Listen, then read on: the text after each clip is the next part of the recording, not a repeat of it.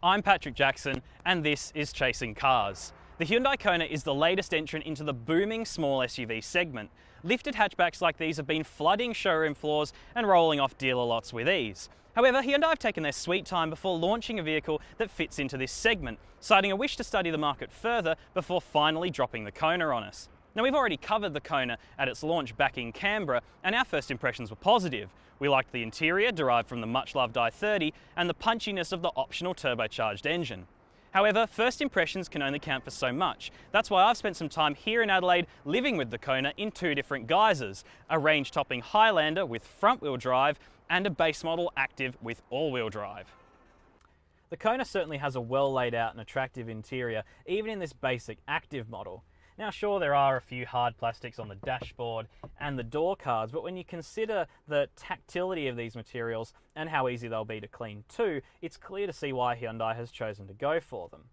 As I mentioned, the whole dashboard is really well laid out. All the controls fall easily to hand and the buttons are nice and large. And they feel really durable. And in fact, this whole interior does feel really well screwed together. And that's something we are coming to expect from Hyundai these days. As we noted in our first impressions video, the driving position is just about perfect. The steering wheel is a great size, it's nicely leather wrapped, and the buttons are really well laid out too.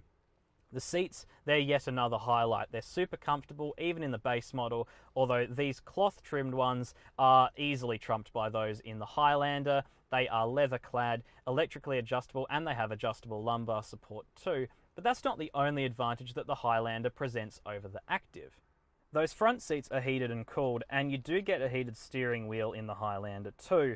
There's also a retractable heads-up display, more in the way of safety features, and the option of some more colourful trim, although that wasn't optioned onto the one tested here. That all said, there are a few things I don't find so flash on the inside. For one, satellite navigation isn't to be found anywhere across the range, even in the Highlander, meaning you'll have to make do with using Apple CarPlay or Android Auto. Neither is dual zone climate control, with Active models simply having to make do with manual air conditioning controls. And the Active misses out on front seat pockets too. Furthermore, space in the rear is rather limited for someone of my 6'2" stature, especially when trying to sit behind myself.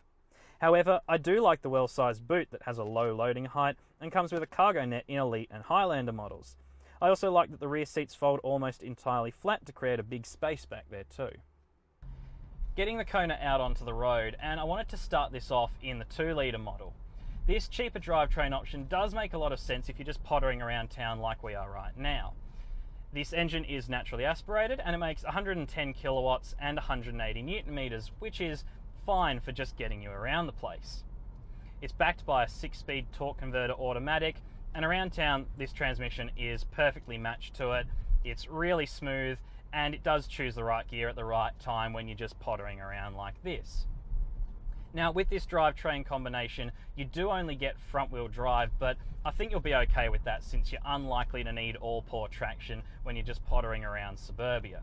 Now, while this engine is fine when you're just going around town, when you start to open it up a bit, it does feel rather uninspiring and a bit strained too. The higher you get it in the rev range, it starts to feel a bit asthmatic. And likewise, the transmission, especially when you're going uphill, it starts to be a bit indecisive about what gear to go in at what time. The main detraction from this model though is the fact that with front-wheel drive you do get torsion beam rear suspension. This adds a lot to the ride firmness, and it also makes the rear end feel pretty jittery and unsettled whenever you take it over a bump. However, some of that ride firmness does come from the larger 18-inch wheels on this Highlander model, so I will forgive it a little bit there. The steering, it's worth noting, does feel quite heavy for an electrically assisted system. It could be a little bit lighter around town, but at least it does feel pretty direct and pretty quick. While the less powerful front-drive Kona variant is clearly more at home pottering around town, the souped-up turbo model is a stark contrast, as it feels equally comfortable being pushed harder. I tell you what, to expose the differences between these two variants of the Kona, you really need to get them out onto a road like this, one that's really testing, that's going to expose the differences both in power and in terms of the chassis and the drivetrain. I'm in the turbocharged variant now. This is a 1.6 it makes a lot more power than the front-wheel drive model does. It's got 130 kilowatts, and the key figure is 265 newton meters, which has got an even spread of between 1500 and 4500 RPM. Power in this is sent through a 7-speed double clutch automatic to an on-demand all-wheel drive system. You can really feel the all-wheel drive system kicking in on a road like this. When you give it a bit on the exit from a corner, you can feel how it hooks up a bit more then. This transmission, it's pretty quick too, and it does a great job of selecting what gear to be in, better than the automatic does when you're driving like this. That steering, which felt a little bit heavy around town, I must admit, it really does help out here. Because of how precise and direct it is, plus the nice weight of it, you really can feel your way through a corner very nicely. You do get a relative amount of feedback in terms of feeling where the front wheels are going, which is kind of odd for an electric power steering system. The key difference though is that independent rear suspension.